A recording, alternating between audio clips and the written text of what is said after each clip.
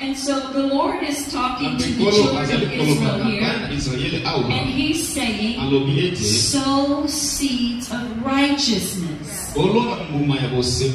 These are God's seeds. These are things that God approves of, that God says is good, that is right, that is pleasing to Him. Things like love and patience and kindness, faith, submission, mercy, goodness, obedience, truth, humility, honesty, kindness. We can go on and on. The fruits of the Spirit. Things that are holy and right and wholesome.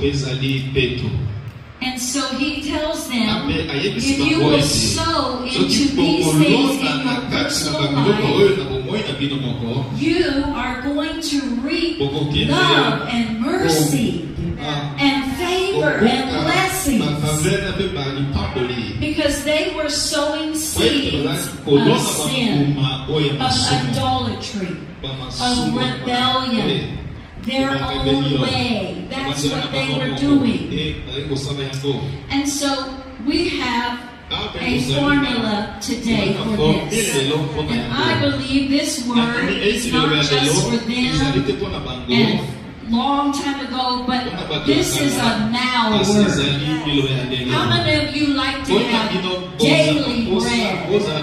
The Lord doesn't always give me all the future, but I'm thankful for daily bread because I need a now word. Lord, what are you saying now, today, Lord?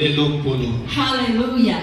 And so this is a word for us as well. And so the Lord gives us a formula how to obtain the blessings and the favor of the Lord. And so He says the first thing is to recognize the right seeds, the good seeds, the good things, and desire them, embrace them. Amen. Go for it. 1 Timothy 6:11 says, but you, O man of God, flee these things and pursue righteousness, godliness, faith, love, patience, gentleness.